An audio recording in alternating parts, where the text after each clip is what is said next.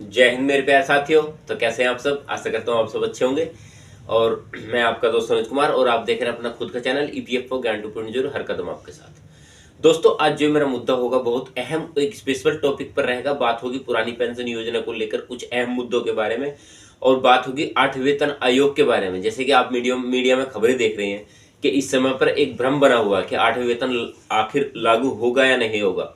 या जैसे आपने वीडियो का थंबनेल देखा होगा, अब राजस्थान में जो पुरानी पेंशन योजना का मुद्दा है, क्योंकि कांग्रेस ने कहा था कि भाई हम पुरानी पेंशन योजना को लागू करेंगे और वहां की भी, लेकिन अब वहां पर बीजेपी ने एक प्रचंड बहुमत के तहत अपनी जीत दर्ज की है। तो क्या अब इसमें संभावनाएं बन रही हैं कि पुरानी पेंशन योजना वहां पर लागू रहेगी नहीं रहेगी? क्योंकि बीजेपी ने जिस भी जगह शासन किया है वहां कोई भी पुरानी पेंशन योजना लागू नहीं है।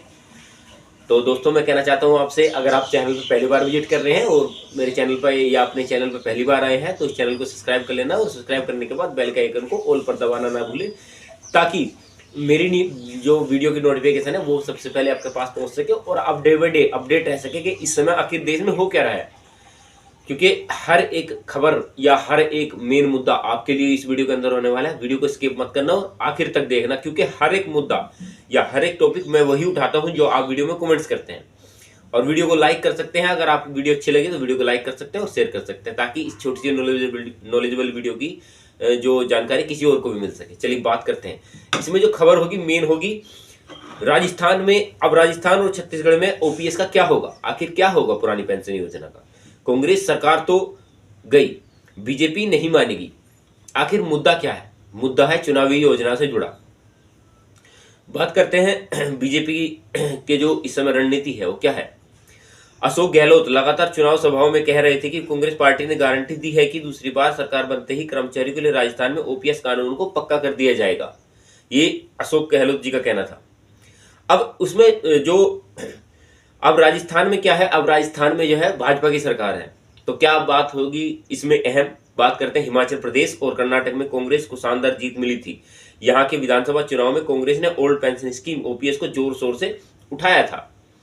कांग्रेस को लग रहा था कि ये एक ऐसा मुद्दा है जो सरकारी कर्मचारियों या सरकारी कर्मियों के और उनके परिवार को आसानी से अपने पाले में ला सकता है। तो इस कड़ी में अभी हुए 5 राज्यों में विधानसभा चुनाव में ओपीएस को कांग्रेस ने हथियार के तौर पर इस्तेमाल किया, लेकिन तीनों राज्य मध्य प्रदेश, राजस्थान और छत्तीसगढ़ के जनादेश ने ओपीएस की राख को फीका कर दिया। दरअसल तीनों राज्यों में बीजेपी की बम्पर जीत मिली है।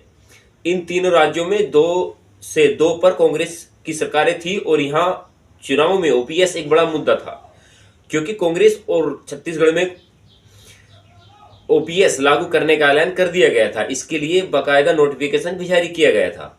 जब मध्य प्रदेश में कांग्रेस नेतृत्व लगातार ये नारा दे रहा था कि राज्य में कांग्रेस की सरकार बनते ही सबसे पहले कर्मचारी की पुरानी पेंशन लागू की जाएगी, लेकिन अब चुनाव नतीजों से यह लगता है कि जनता ने ओपीएस को भाव ही नहीं दिया।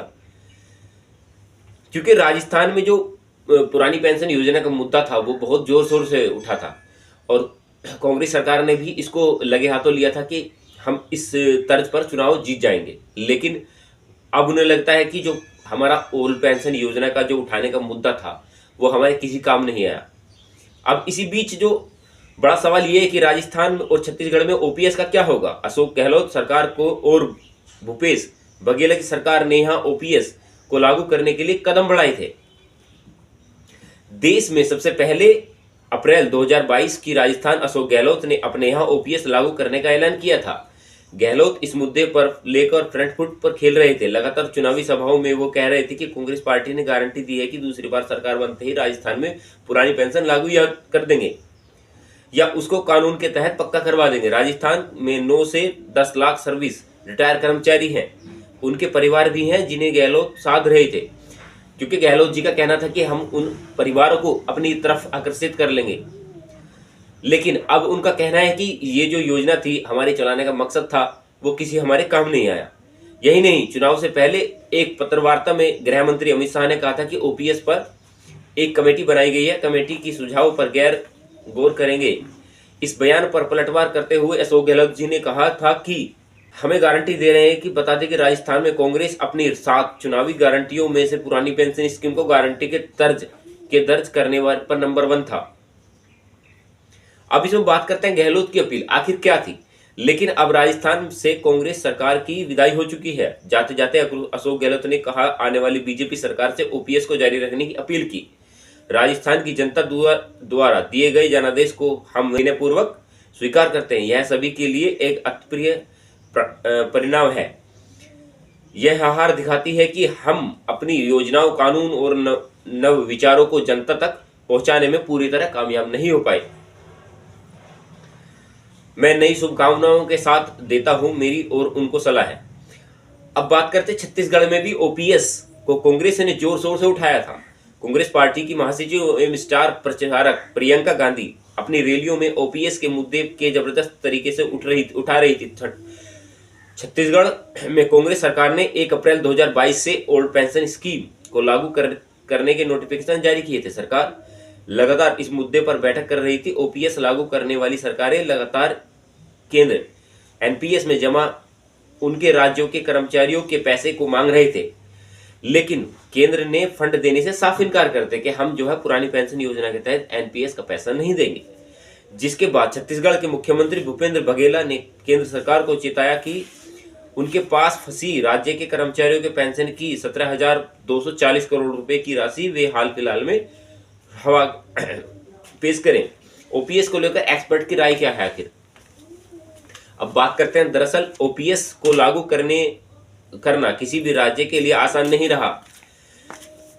इससे सरकारी खजाने पर बोझ बढ़ रहा है। कानून तौर पर केंद्र के इजाजत की जरूरत होती है। फिलहाल कुछ गैर भाजपा शासित राज्यों ने ओल्ड पेंशन स्कीम को बहाल करने का फैसला किया, जिसमें राजस्थान, छत्तीसगढ़, पंजाब, झारखंड और हिमाचल प्रदेश अहम थे। लेकिन अब राजस्थान और छत्तीसगढ़ में बीजेपी की सरकार बन रही है, तो यहाँ ओपीएस को कानून निरस्त कर दिया जाएगा, क्योंकि बीजेपी ओपीएस के बिल्कुल विपक्ष में है। यही नहीं बल्कि बाकी राज्यों में भी ओपीएस दांव में सियासी पंच फंसा हुआ है।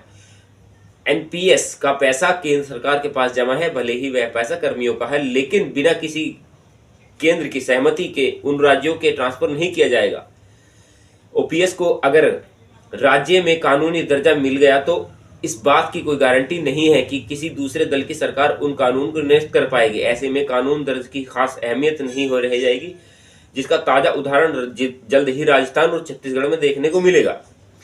और अब जो बात करते हैं, मेन खबर आपके लिए होने वाली है। अगर आप मेरी वीडियो को यहाँ तक देख रहे हो तो बहुत अच्छी बात है। वीडियो को शेयर जरूर करना और लाइक जरूर करना, क्योंकि मेरा हमेशा जो मकसद बनता है वो केवल कर्मचारियों के लिए बनता है। मैं आवाज भी आप ही के लिए उठाता हूँ। चलिए अब बात करते हैं, आरबीआई ने किया आग्रह। हाल ही के दिनों में भारतीय रिजर्व बैंक ने ओपीएस को लेकर एक स्टडी की। आरबीआई की रिपोर्ट के हिसाब से अगर देश में एनपीएस की जगह ओल्ड पेंशन स्कीम को लागू किया जाता है तो सरकारी खजाने का बोझ 4 से 5 गुना बढ़ जाएगा। इसके कारण सरकारी खजाने पर पड़ने वाला बोझ बढ़कर 2060 तक जीडीपी की 0.9% तक पहुंच जाएगा। केंद्र बैंक के मुताबिक ओपीएस को बहाल करने से राज्यों की वित्तीय हालत पर भी असर होगा। ये खबर हो सकता है कि ईएमआई के मुताबिक जिन राज्यों में पेंशन में योगदान के लिए यहाँ की सरकारें खर्च करती हैं, वह एनपीएस लागू करने के समय यानी 2004 में उनके रेवेन्यू का 10% था, जबकि 2021 में बढ़कर ये 25% हो चुका है। अब जो राज्य एनपीएस से ओपीएस पर लौटना का फैसला कर चुके हैं, उनका बोझ और बढ़ेगा। भारतीय स्टेट बैंक ने अपनी मासिक रिपोर्ट अक्टूबर 2022 में कहा था कि अगर सभी राज्य ओपीएस पर लौटने जाते हैं तो सरकारी खजाने पर बोझ बढ़ेगा, 31.4 लाख करोड़ रुपए की हो जाएंगे। सिर्फ 3 राज्य छत्तीसगढ़, झारखंड और राजस्थान के सरकारी खजाने पर कुल 3 करोड़ रुपए का बोझ आया है। योजना आयोग के पूर्व अध्यक्ष अहलूवालिया ने पुरानी पेंशन को लेकर कुछ कहा था कि कुछ राज्य सरकारें अपनी पुरानी पेंशन योजनाओं को फिर से शुरू करने पर वित्तीय दिवालियापन की रेसिपी है। अब बात मेन होगी। अब बात करते हैं ओल्ड पेंशन स्कीम। ओपीएस है क्या। ओल्ड पेंशन स्कीम के तहत रिटायर कर्मचारी को अनिवार्य पेंशन का अधिकार मिलता है।